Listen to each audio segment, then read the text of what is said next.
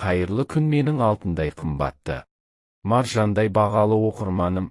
Арнама тіркеліп, қолдап отыруды ұмытпашы жарқыным. Берік жастайынан тағдырдың тәлкегін көп көрген еді. Әйелі Айнұр 30-ға жетпей сырқатынан қайтыс болып, қолында бесіктегі сәби мен 4 жасар ұл қалды. Сол күннен бастап ол өзін әкелік қана емес, аналық міндетті де арқалап жүрген жанға айналды. Жұрт жасың әлі әйел алып, балаға ана әпер деп көп айтты. Бірақ Берік ешқашан екінші рет үйленуді ойламады. Әйелдің орнын ешкім баса алмайды, балаларымды бөтен қолдан өсірмеймін деген серті бар еді. Күндіз қара жұмыс істеп, түнде балаларын құшағына қысып, бірде жылап, бірде жұбатып жүріп, оларды жеткізді. Уақыт зулап өтті. Кіші ұлы Әлішер мектепте үлгерімді, ал үлкені Жандос әкесінің тірегі болып өсті. Көрші қолаң Берік жесір қалса да, ұлдарын нағыз азамат етіп өсірді деп мақтап отыратын. Жандос 20-дан асқанда ауылдың сұлуы әрі ақжарқын мінезді аяулымға үйленді. Келін түскен күннен бастап Берік үйінің іші бұрынғыдан да шат-шадыман болып сала берді. Ақ отаудың төрінде күліп жүрген нәзік келін әкесіне де, інілеріне де қуаныш сыйлады. Берік алғаш рет аяулымды көргенде жүрегі бір түрлі дүрсілдеп кеткенін сезді. Бірақ бұл сезімді ол дереу ұялуға тиіс деп басып тастады. Өз-өзін қатаң тежеп, бұл менің келінім, ұлымның жары. Әкеге лайық сый-құрметпен ғана қарауым керек деп іштей қайталады. Күндер өтіп жатты. Жандос жұмысқа кеткенде, аяулым әкесі секілді көрген қайын атасына шайын әкеліп береді. Әр сөзін әке деп бастап сөйлейді. Ал Берік болса сырттай күлімдеп отырғанымен жүрегінде тыйым салынған бір сезімнің бүршік атып келе жатқанын сезіп, іштей арпалыса бастады. Ол өзін-өзі жұбатып, бұл тек уақытша әсер. Жассың, жалғыздық жаныңды қинап жүр. Ұлыңның бақытын көлеңкелеме деп қанша қайталағанымен, аяулымның әрбір нәзік қимылы, күлімсіреген жүзі Берікке тыныштық бермейді. Берік күн сайын етін кетіп, жүрегін тыныштандыруға тырысатын. Бірақ жас әрі нәзік келіннің әрбір күлкісі, әрбір қимылы оны қайтадан әлсіз күйге түсіретін. Кешкісін отбасымен бірге шай ішіп отырғанда, аяулымның қас-қабағына, әдепті қимылына көзі түссе болды, көңілінде ауыр ойлар пайда болатын. Мына қыз ұлыма емес, менің жасымдағы біреуге бұйыруы керек еді деп ойлап қалатын сәттері де бар еді. Сосын дереу өзін тоқтататын, әй Берік, сен не айтып тұрсың? Бұл сенің ұлыңның жары, деп ішкі арпалыспен арын тыйғысы келетін. Бірақ жүрекке әмір жүргізу қиын еді. Кейде кешкісін өзі жалғыз аулада отырып, ұзақ ойға бататын. Көрші үйлердің оты жанып, күлкі естіліп жатқанымен Берік өз өмірін ойлап, іштей торығатын. Жастық шағы, жары Айнұрдың мейірімі, кейінгі жылдардағы жалғыздығы, бәрі көз алдынан өтіп, жүрегін қысып тастайтын. Егер менде өз уақытымда қайта үйленсем, мүмкін бұл қиналысқа түспес едім, деп өзіне іштей өкпелейтін. Ал аяулым болса ештеңеден бейхабар. Ол қайын атасына әкесіндей қарайтын. Берікке әрдайым жылы сөзін айтып, шайын, тамағын дайындап беретін. Қайын атасы жалғыз қалғанын ойлап, кейде мейірім танытып көңілінде аулайтын. Бірақ сол мейірімнің өзі Беріктің жүрегіндегі отты қайта маздата берді. Әр күні өзімен өзі арпалысып, бірде күліп, бірде мұңға батып жүретін болды. Берік ұлдарын жеткізіп, ел қатарлы отау құрғанын көріп іштей қуанды. Үйде бұрынғыдай жалғыздық емес, шаңырақтың шат күлкісі естілетін болды. Жандос жұмысына ерте кетіп, кеш келеді. Қаладағы мекемеде сапарлары жиі болатын. Ал кіші ұлы Әлішер вахталық әдіспен жұмыс істегендіктен айдың жартысы үйде болмайтын. Үйде көбіне Берік пен келіні аяулым ғана қалатын. Аяулым қайын атасына ерекше құрметпен қарайтын. Әрдайым әке, шайыңызды қояйын, тамағыңызды салып берейін деп үйдің бар тірлігін мойнына алып жүрді. Ол үшін Берік шын мәніндегі әке үлкен тірек сияқты еді. Ал Берік болса сырттай сабырлы көрінгенімен іштей тыныштық таба алмай жүрді. Келіннің әрбір қарасы, мейіріммен сөйлеген жылы даусы жүрегін мазалап, ойына ой қосты. Кейде аяулым шай құйып беріп жатқанда Беріктің қолы дірілдеп кетеді. Кейде жас келін ас бөлмеден шыққанда оның нәзік қимылын көзінен айырмай қалатын. Бірақ өзі бірден басын шайқап, жоқ, болмайды деп жүрегін жаныштайтын. Әй, Берік, есіңді жи. Бұл сенің ұлыңның бақыты, сен оған көлеңке түсірме деп өзіне қайталай беретін. Күндер осылай тыныш өтіп жатқандай көрінгенімен Беріктің ішкі әлемінде дауыл тұрды. Ол өзін тежеп жүрген сайын нәпсінің буы одан сайын күшейіп, әлсіретіп бара жатты. Аяулым болса ештеңе сезбейтін. Ол үшін бұл үй нағыз береке ордасы еді. Қайын атасы әрдайым жылы сөйлеп, ешқашан қатты сөз айтпағандықтан, ол оған сенетін, арқа сүйейтін. Ал Берік болса, жүрегінде үнсіз күрес жүріп жатты. Әр күн өткен сайын ол арпалыстың жеңісі кімге тиетіні беймәлім болып бара жатты. Жандос бір аптаға іссапарға кетті. Әлішер де вахтаға шығып кеткен болатын. Үйде тек Берік пен аяулым қалды. Алғашқы күндері бәрі әдеттегідей өтті. Аяулым үй тірлігімен айналып, қайын атасына шайын беріп, асын әзірлеп жүрді. Ал Берік болса әр қимылына көз салып, іштей тынышы кете бастады. Кешке ас үстінде Берік келіннің күлкісін, нәзік қолдарын көргенде жүрегі дүрсілдеп, бойын әлсіздік биледі. Ол өзін қанша тежегісі келсе де, жан дүниесіндегі тыйым мен нәпсі арасындағы арпалыс шыңына жетті. Түн. Үйде тыныштық. Аяулым шай үстінде ішкеннен кейін басы айналып, бөлмесіне кіріп, төсегіне құлап түсті. Оның бейқам бейнесі, бейкүнә жүзі Беріктің жан дүниесін қақ айырып тұрғандай болды. Берік бөлменің есігінде біраз тұрды. Жоқ, болмайды. Бұл ұлыңның жары. Сен әкесің, сенің парызың қорғау, сақтау деп өзіне мың қайтара қайталады. Бірақ бойын билеген әлсіздік, жүрегін қинаған құмарлық оны ақылынан айырды. Ол ішкі тиымды бұзып, ең үлкен күнәсіне қадам басты. Түн ұзақ, қараңғылық тым ауыр болды.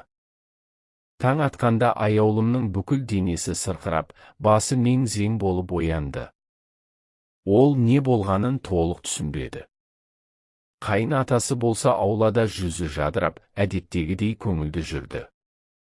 Берік ішінен, ұлым, неге түні бойы ұйықтамайды десем, мына мінсіз дененің рахатын көрген екен ғой деп ойлап, өз-өзін ақтауға тырысты. Ал аяулым болса таңертеңгісін төсектен әзер тұрып, басын ұстап, әлсіреп қиналды. Бірақ еш нәрсе айта алмады. Осы бір түннен кейін Берік қайтымсыз жолға түскенін сезбеді. Ол бір рет басталған күнәнің енді тоқтамайтынын да аңғармады. Сол түннен кейін аяулымның өмірі өзгеріп кетті. Ол өзін әлсіз, сырқат сезінетін болды. Таңертең төсектен әзер тұрып, үй тірлігін зорға атқаратын. Көңілі алай-дүлей, бірақ не себеп екенін түсіндіре алмады. Кейде шай ішкен соң басы айналып, есі кіресілі шығасылы күйге түсіп қалатын. Бәлкім қатты шаршаған шығармын, соңғы кездері көп жұмыстеп жүрмін деп өзін жұбатты. Бірақ ойындағы әлсіздік күн өткен сайын үдей берді. Берік болса керісінше бұрынғыдан да қуанышты жүрді. Әдеттегідей салмақты көрінгенімен, ішінде ерекше жеңілдік бар еді. Ұлдары үйде жоқ. Келіні қасында, оның көкейінде осы ғана тұрды. Аяулымның әр қиналғанын көріп отырып, Берікте ойланатын, бұл дәрілер оған ауыр тимей ме екен деп аз ғана алаңдайтын. Бірақ ол алаңдауды бір-ақ сәтте басып, жоқ, бәрі жақсы болады Тек маған ештеңе айтпасын, сезбесін деп өз-өзін алдады. Аяулым шыдай алмай дәрігерге барды. Дәрігер оның шағымдарын тыңдап, анализдер жасады да, сіздің ағзаңызда ұйықтататын дәрінің қалдығы бар. Сірә аяғыңыз ауыр шығар деп ойлаған едім, бірақ жүктілік жоқ. Дегенмен ағзаңыз әлсіреп қалған деді. Аяулым аң-таң болды.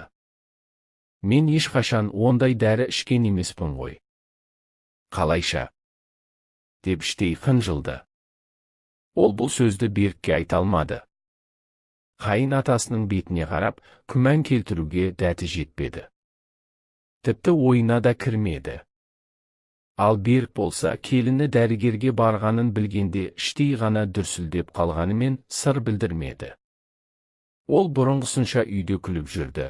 Аяулымның әрбір әлсіздігін пайдаланып, ойлағанын жалғастыра берді. Келіннің жан айқайы үнсіз қасіретке айналды. Оның көзіндегі шаршағандықты, жанарындағы мұңды ешкім байқамады. Өйткені бұл үйде онымен бөлісетін Жандос та, Әлішер де жоқ еді. Жандос іссапардан шаршап келгенде, ең алдымен әйелінің жүдеу жүзін көрді. Бұрынғыдай жарқырап жүретін аяулым қатты өзгерген. Көзі үнемі ұйқысыз адамның көзіндей сіңген, денесі әлсіз, қимылы баяу. Жаным, саған не болды? Деп сұрады Жандос. Ештеңе жоқ. Жай шаршадым ғой деді аяулым күлімсіреп, бірақ даусында әлсіздік сезілді. Келесі күні Жандос келіншегін дәрігерге апарды. Анализ қорытындысы шыққанда дәрігердің сөзі төбесінен жай түсіргендей болды. Сіздің ағзаңызда ұйықтататын дәрінің мөлшері өте көп. Тағы ішсеңіз, инсульт қаупі бар. Жандос аң-таң болды. Бұл қалай? Мен ешқашан ондай дәрі ішпедім деді аяулым дәрігерге. Екеуі үйге үнсіз қайтты. Жандостың басына мың түрлі ой келді. Әлде қателік пе? Әлде біреу әдейі? Бірақ кім? Алғашқы күдігі інісі Әлішерге түсті. Мүмкін менің інім әйеліме көз салды ма екен? Вақтада жоқ күндері келіп жүрген жоқ па? Деген күмән маза бермеді. Сол түні Жандос әкесінде, әйелінде ойлап көз іле алмады. Ішінде бір сұрақ айналып тұрды. Бұл дәріні аяулымның ағзасына кім түсірді? Келесі күні ол ойланбастан дүкеннен жасырын бейне камера сатып алып, үйдің бірнеше жеріне орнатып шықты.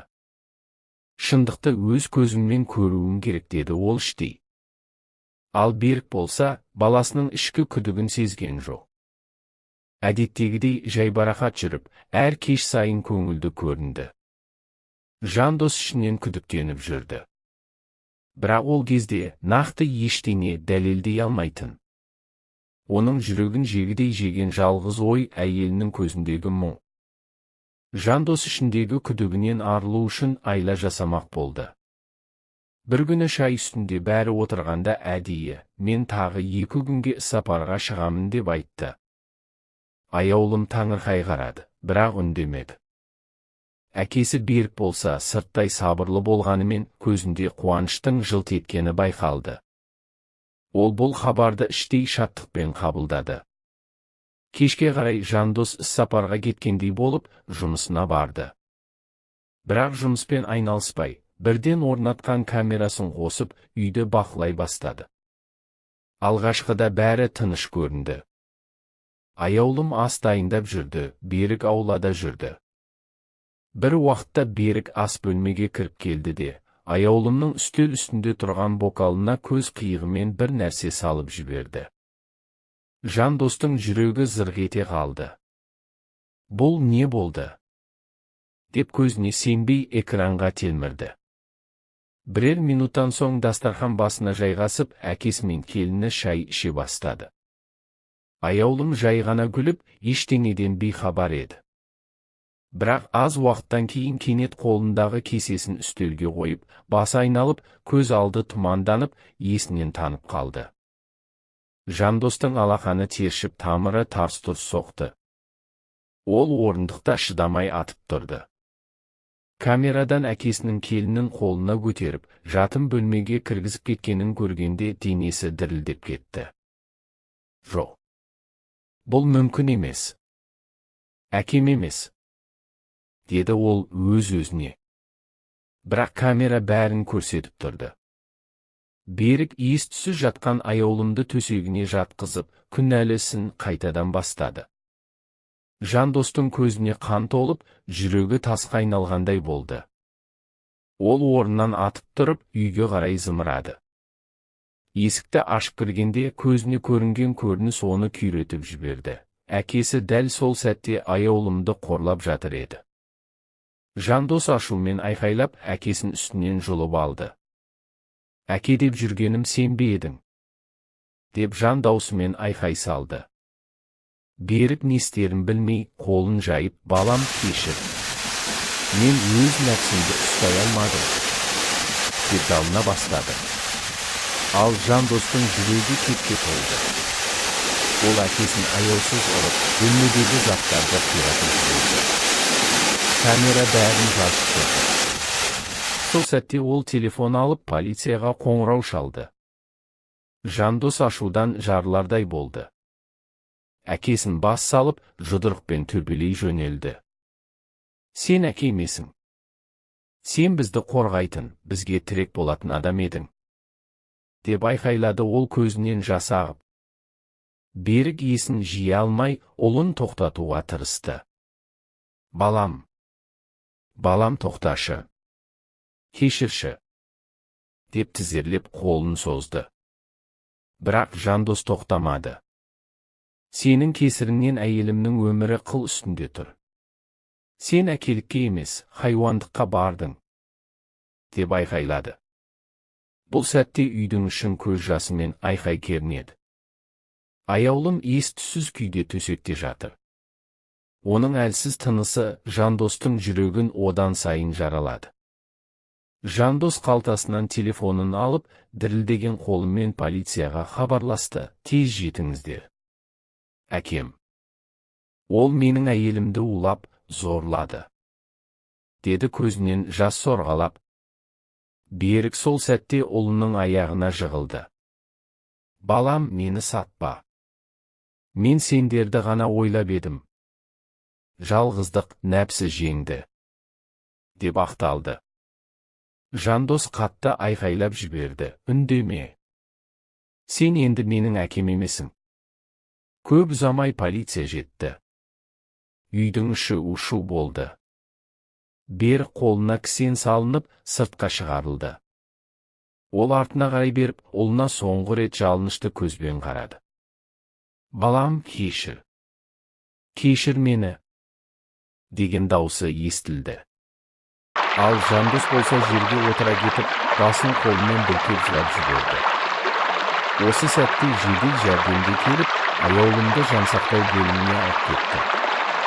Дәрігерлер оның ағзасына шамадан тыс дәрі түскен, жағдайы ауыр деді. Жандос әйелінің қолынан ұстап тұрып, іштей ант етті. Сен аман қалсаң, мен барлығын ұмытып, жаңа өмір бастаймын. Әкемді енді ешқашан кешірмеймін. Уақыт сырғып, аяулым ақыры есін жия бастады. Әйелді де көзі бұлдырап, қимылдауға дәрменсіз еді. Бірақ жанында күндіз түні отырған Жандос оған тіреу болды. Қорықпа, жаным, мен осындамын деп оның қолынан айырылмай отырды. Аяулым әлсіз дауыспен сыбырлап, сенің жаныңда болғаныма шүкір, Жандос. Деді. Жандос оның әрбір қимылына қуанып, көз жасын жасыра алмады. Кейін дәрігерлер аяулымға үйге шығуға рұқсат берді. Олар жаңа өмірді бастауға тырысты. Бірақ жүректерінде жара жазылмай тұрған еді. Сол күндері Жандос полицияға барып, әкесіне қарсы арызын қайтарып алды. Жаза бәрібір жүрегінде. Ал мен үшін ол енді әке емес, деді ол. Аяулым да бұл шешімді қолдады. Бірақ ешқашан кешірмейтінін жүрегі анық сезіп тұрды. Екі ағайынды Жандос пен Әлішер ақылдаса келе әкесінен бір жола теріс айналып, басқа қалаға қоныс аударуды ұйғарды. Олар үшін ескі үй енді қайғының, қорлықтың символына айналған еді. Жандос пен аяулым жаңа қалада жаңа өмір бастады. Шағын пәтер жалдап, өткеннің көлеңкесін артта қалдыруға тырысты. Уақыт өте аяулымның денсаулығы жақсарды, ал Жандос бар уақытын оған арнады. Біз қайтадан бәрін бастаймыз, жаным. Өткенді ұмытайық, деді ол. Әлішер де әкесінен түбегейлі бас тартып, басқа жаққа көшіп кетті. Оның да жүрегі жаралы еді. Ал Берік болса, қаңыраған үйде жалғыз қалды. Ұлдары келмейді, келіні мен немере үміті де үзілді. Таң атса ауыр ойлар, түн түссе тынышсыз арман. Кейде өзі-өзіне сыбырлап сөйлейтін бір сәттік нәпсі. Бүкіл әулеттің өмірін талқан етті, деп өкініштен ішін өртеді. Үйдің ішін үнсіздік басты. Қабырғадағы сағаттың тықылы ғана естілетін. Әр бөлмеден аяулымның күлкісі, ұлдарының балалық қадамдары елестеп, Берік жүрегін қысып тастайтын. Соңғы кадр, бос үй, қараңғы түн, терезеден соққан желдің үні. Жалғыз қалған Берік өкінішпен күндерін өткізіп, өз қателігінің салмағын арқалап қала берді. Нәпсіге берілген бір ғана сәт, бүтін әулеттің тағдырын өзгертті. Кешірілмес күнә мәңгілік жалғыздыққа айналды.